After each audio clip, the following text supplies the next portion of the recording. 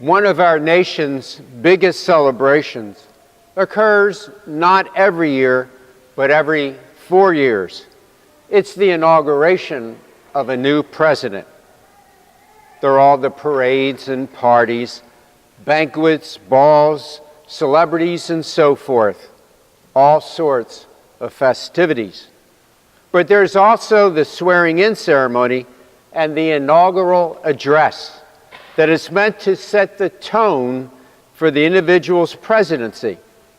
Now, some of these inaugural addresses are quite memorable. Who can forget the words of Franklin Delano Roosevelt in 1933 when he said to a nation in the midst of a terrible depression, "This great nation will endure. The only thing we have to fear is fear itself." Or who can forget the words of John F. Kennedy in 1961 when he said, "And so, my fellow Americans, ask not what your country can do for you. Ask what you can do for your country." Remember?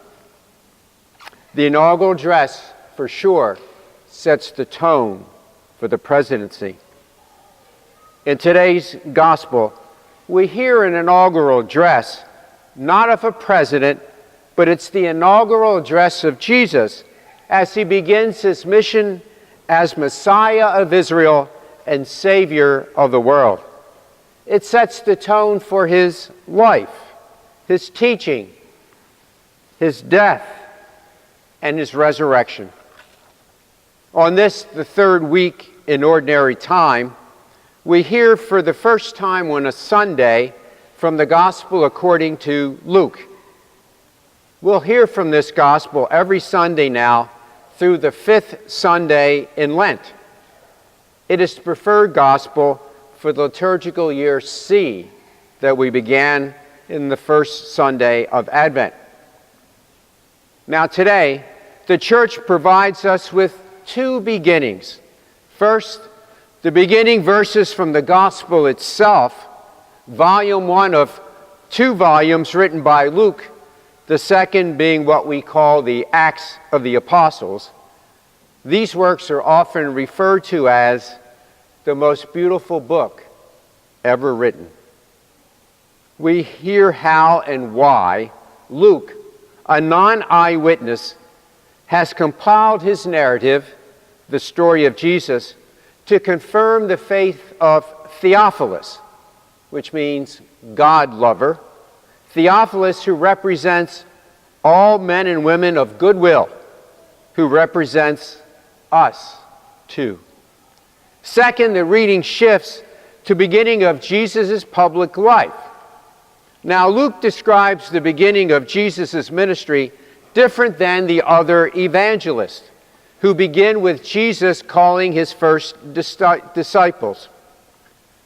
We'll hear Luke's version in 2 weeks. Instead, we hear how Jesus delivers his inaugural sermon in his boyhood home of Nazareth. Now try to picture this. Put yourself into the scene, if you will. The men sat in 3 sections in kind of an open circle in the synagogue. Okay? There was a stand with a chair, a table, and a lectern. The synagogue official brings the scroll of the book of the prophet Isaiah and lays it on the lectern. Jesus opens up the scroll to what we call chapter 61 in the book of the prophet Isaiah. Remember, there are no chapters and verses in any book of the Bible at this time. Jesus was quite a scholar. He could read the Hebrew and know exactly the place he wanted to go to. All the eyes of the men sitting around and of the women and the children in the balcony are on him. He proclaims the passage, rolls the scroll back together, gives it to the attendant who puts it back in its place, and then he sits down and begins his sermon. Now, in the section that Jesus read, he said, "The Spirit of the Lord is upon me, because he has anointed me to bring glad tidings to the poor. He has sent me to proclaim liberty to captives and recovery of sight to the blind, to let the oppressed go free." He applied those words of the prophet Isaiah to himself. He said, "This prophecy is fulfilled in your hearing." He used the language of Isaiah, biblical language that refers to the idea of what we call a Jubilee year, the traditional release of debts and return of property to their original owners that was supposed to occur every 50th year. Jesus' sense of mission, then, is an overture to his teaching and actions throughout the gospel and to the mission of the early church in the Acts of the Apostles. What is that? It's a concern for the marginal and freedom for the oppressed. One obvious meaning of this text is that today's church must continue Jesus' ministry to the poor, the imprisoned, and the disabled. The words of the inaugural address of Jesus are filled with hope for the poor, for the helpless, and for the oppressed and the marginalized. They are words that cannot be carried out by a person working alone. They must be carried out by everyone. A story. An old man was walking along on a beach after a big storm. 50 yards ahead of him was a young woman. She was picking up starfish that the storm had stranded on the beach and was throwing them back into the sea. When the old man caught up with her, he asked her what she was doing. She replied that the starfish would die unless they were returned to the sea before the sun began beating down on them.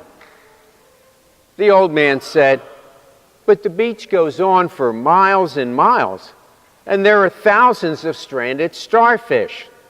How can your small effort make a difference?"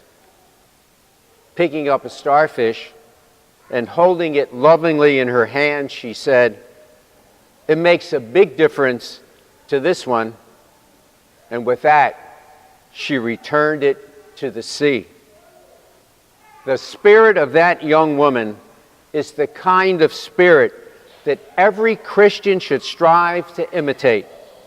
When someone asks us, "How can your small effort make a difference?" in a world filled with millions of people crying out for help, our answer must be the same as that young woman's. It makes a big difference to the ones we're able to help. The dream that Jesus sets forth is a dream that can be realized only if we, his followers, make it our dream as well. If the victims of poverty in today's world are to hear the good news of Jesus, we must tell them about it. If the victims of blindness, AIDS, and other tragedies are to recover vision and hope, we must minister to them. If the victims of political oppression in prisons throughout the world are to be set free, we must raise our voices in their support. This is the message of today's gospel. This is the good news that the victims of social injustice are waiting to hear. This is the kind of faith that can inspire us to join. Mahatma Gandhi once said, "My life is my message." And so it was with Jesus. And so it could be and should be with us.